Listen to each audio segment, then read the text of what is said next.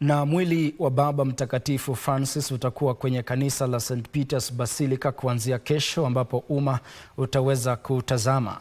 Baba Mtakatifu Francis atazikwa siku ya Jumamosi, huku ibada ya misa ya mazishi ikitarajiwa kuongozwa na Kardinali Giovanni Battista Re, ambaye ni mkuu wa kundi la makardinali wa Kanisa Katoliki, katika uwanja wa St. Peter's Square huko Vatican.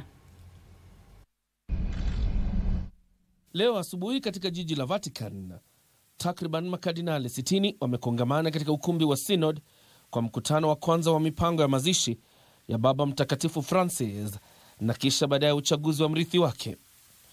Ombi la kimya kimya kuombea roho ya marehemu Papa inatanguliza mkutano wa kwanza wa kundi la makardinali. Kardinali Kevin Farrell, ambaye ni kiongozi wa muda wa Kanisa Katoliki, akisoma wasia wa Papa Francis. Kundi hilo la makardinali liliafikiana kuwa mazishi ya Baba Mtakatifu yatakuwa siku ya Jumamosi, ambapo ibada ya misa itaandaliwa kwenye uwanja wa St. Peter's ikiongozwa na Kardinali Giovanni Battista, ambaye ndiye mkuu wa kundi la makardinali wa Kanisa Katoliki. Lakini kabla ya hapo, mwili wa Baba Mtakatifu utakuwa kwenye kanisa la St. Peter's Basilica, ambako utapelekwa wakati wa asubuhi. Mwili wa Papa utatolewa kutoka kanisa ndogo la Casa Santa Marta hadi kanisa la St. Peter's Basilica, ambako Kardinali Farrell ataongoza litajia ya neno kabla ya umma kupewa fursa ya kutoa heshima zao za mwisho. Haya yanawadia wakati makao makuu ya Baba Mtakatifu ya Vatican yakitoa taarifa kuhusu siku za mwisho za Papa. Mnamo alasiri siku ya Jumapili, baada ya kuwatokea wafuasi takriban 50,000 waliokuwa kwenye uwanja wa St. Peter's Basilica, Baba Mtakatifu alipumzika kabla ya chakula cha jioni.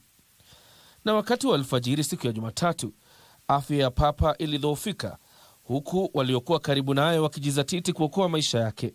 Saa moja baada ya kumpungia mkono muuguzi aliyekuwa akimhudumia, Baba Mtakatifu alipoteza fahamu.